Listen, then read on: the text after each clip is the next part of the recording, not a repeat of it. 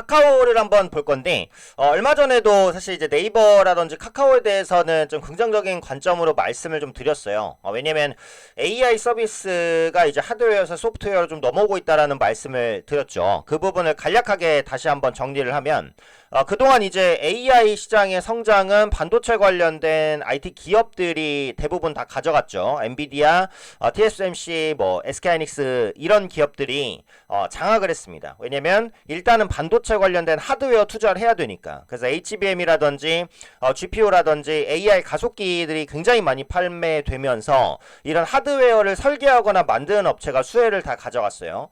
근데 지금은 이런 AI 반도체의 하드웨어가 상당 부분 많이 구축이 되어 있는 상태입니다. 물론 앞으로 훨씬 더 많이 구축을 하겠지만, 그러면 일단 하드웨어가 튼튼하면 그 다음엔 뭐예요? 소프트웨어를 구성해야 되는 거죠. 아파트로 비유를 하면 지금 아파트는 단단하게 다 올린 거예요. 이제 내부 구조를 만들어야 돼요. 그게 이제 소프트웨어다라고 보시면 돼요. 내부 디자인을 해야 되잖아요. 책상은 어디 놓을지, 냉장고는 세탁기는, 그 다음에 장식장은 어디다 놓을지, 이런 것들을 오밀조밀하게 해야지 각각의 특색 있는 집이 되지 않겠습니까? 그리고 그 집 자체의 상품성도 높아질 것이고, 이제 하드웨어 안에 소프트웨어를 넣는 작업을 한다라는 것은 기존의 AI 관련된 매출이 B2B에서 B2C로 넘어가는 것이다 라는 말씀을 드렸어요. 네이버와 카카오는 전형적인 B2C 업체죠. 물론 B2B도 하지만요. B2C 매출 비중이 높습니다. 그래서 AI 관련된 소프트웨어 시장이 성장할 때 기본적으로 주목해야 될 종목이다 라는 거예요. 근데 지금 네이버랑 카카오를 보면 누가 더 좋아요? 네이버가 더 좋습니다. 실적 측면에도 더 좋고 AI 관련된 기대감도 제가 볼 땐 네이버가 더 높아요.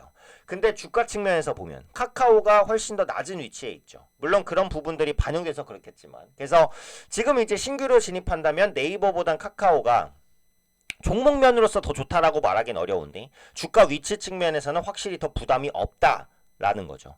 그리고 앞서 제가 조선주 영상에서도 말씀드렸지만 지금 주가 자체가 바닥권에서 올라오고 있는 상황에서는 낙폭과대주를 일단 관심 있게 보셔야 돼요. 카카오도 이제 상승 시도를 한 2번 정도 했지만 다시 한번 눌렸기 때문에 또 가격 매력이 발생하고 있다. 이렇게 보시면 됩니다. 주목해서 보셔야 되는 종목이라는 생각이 들고요. 카카오가 이제 AI 기반의 신규 서비스를 4종 출시를 합니다. 그 중에서 하나만 성공해도 주가의 상방 압력은 가해질 것이다. 이렇게 이제 보고 있는 상황인데요. 이용자의 피로도를 줄일 수 있는 방식으로 콘텐츠 배치, 자연스러운 광고 삽입 등등이 있을 것으로 보여지고 있고요. 인플루언서나 사업가를 위한 비즈니스 프로필 기능까지도 고려하고 있다라는 겁니다. 결국은 카카오톡 내에서 체류 시간 그리고 광고 지면이 증가하면서 외형 성장이 나타날 가능성이 높다라는 부분이고요. 그다음에 생성형 검색 하나나 오픈AI와의 협업, 오픈AI와 협업을 하겠다라고 했기 때문에 이 부분에 대한 기대감이 있는데 주가는 이거를 이제 반영했다가 지금 다 토해낸 상황입니다. 그래서 메신저뿐 아니라 검색, 쇼핑, 지도, 금융, 모빌리티 다양한 분야로 AI 적용을 확대하겠다라는 겁니다. 지금 카카오톡은 국내 시장의 점유율이 높은 그런 메신저기는 하지만 카카오톡을 쓰지 않는 사람은 없기 때문에 카카오톡을 이용한 AI 기술이 일정 부분이라도 성과를 낸다면 지금 주가 수준에서는 당연히 올라갈 수 있을 거라는 부분이죠. 그 다음에 한한령이 해제되면 SM을 비롯한 콘텐츠 부분의 실적 개선까지 기대가 됩니다. 카카오도 콘텐츠 관련된 사업을 상당히 많이 진행을 하고 있기 때문에 이 부분에 대한 기대감도 충분히 가져갈 수 있을 것이다. 요거죠.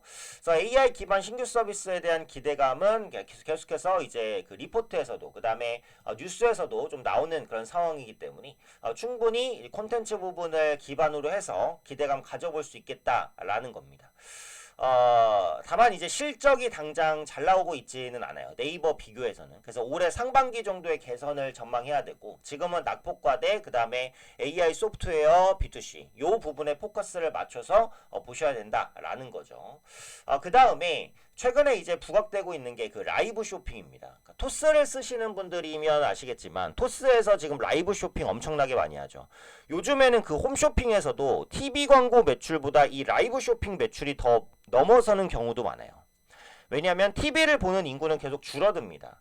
요즘에 이제 젊은 세대들, MZ 세대들 보시면 TV 없이 사는 인구 굉장히 많아요. 왜냐면 핸드폰, 태블릿, 컴퓨터로도 TV, 뭐 OTT 이런 것들을 다양하게 볼 수 있기 때문에 TV를 굳이 설치하지 않는 집도 많단 말이에요.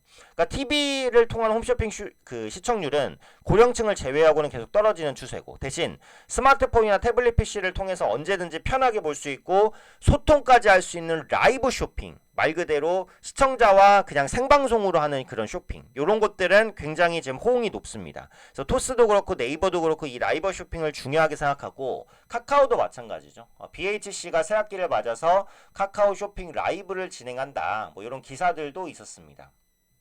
그래서 지금 BH뿐만 아니라 상당히 많은 다양한 기업들이 카카오의 이제 라이브 쇼핑을 입점하기 위한 노력들을 하고 있고요.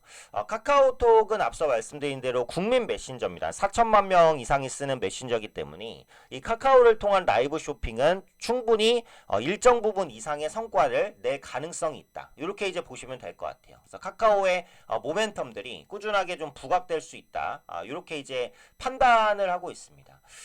낙폭과대주라는 입장만 봐도 지금은 충분히 기대감을 가질만 하고, 최근에 국내 증시가 올라오면서도 이제 못 올라왔기 때문에 국내 증시가 밀릴 때는 오히려 이제 하방 경직성이 조금 더 가해질 수 있는 가능성이 있다라고 보고요.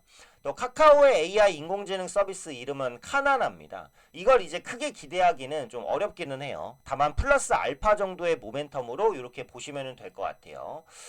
AI 컴퍼스에서 열린 연례 개발자 컨퍼런스 이프 카카오 2024에서 카나나 X 성과 리더가 이제 발표를 했다라는 부분이죠. 그리고 이거는 이제 카카오톡 내부에 구현하는 게 아니라 별도 앱으로 선보인다고 합니다. 그럼 카나나가 나왔을 때 그 앱을 얼마나 많이 다운로드할지, 거기에 따라서 초기 성과가 좀 나올 수 있을 것으로 보여지고 있어요. 그리고 카카오톡 사용자를 중심으로 해서 이 별도 앱인 카나나를 다운로드 받도록 많이 유도를 하겠죠. 그래서 어떤 유도들이 있을지 그것도 이제 보셔야 될 것 같고요.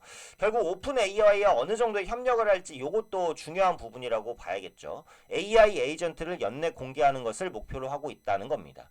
오픈 AI의 챗 GPT는 써보신 분들은 아시겠지만 생각보다 유용성이 높아요. 웬만한 질문에는 무료 버전을 써도 다 답변을 해줍니다. 물론 제가 이제 주식 관련된 질문하면은 좀 엉뚱한 답변도 있어요. 그래서 그거는 분명히 더블 크로스로 이제 교차 해석을 할 필요는 있습니다만, 생각보다 일상에서 많은 유용한 기능들을 제공합니다. 그러니까 단순히 궁금한 질문은 바로 답변이 와요. 그래서 안 써보신 분들은 챗 GPT 한번 써보시고, 어쨌든 챗 GPT 개발사인 오픈AI와 함께 이제 AI 에이전트를 연내 공개하는 것을 목표로 하고 있다고 하니까 앞으로 카카오에 대한 AI 모멘텀이 꾸준히 부각될 가능성도 충분히 염두에 볼 수 있을 것 같아요.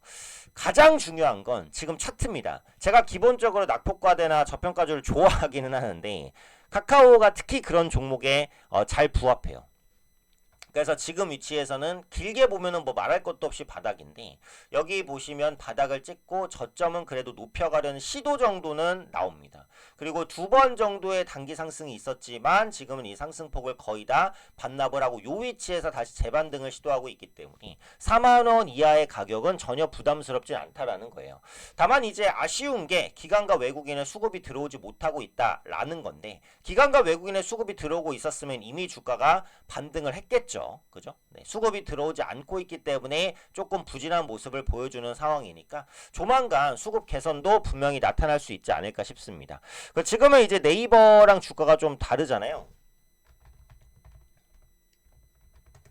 네, 네이버랑 주가가 다르죠. 네, 네이버 같은 경우에는 일찍이 상승 추세 전환을 작년 10월부터 시도를 해서 계속 올라가고 수급도 좋습니다. 그죠?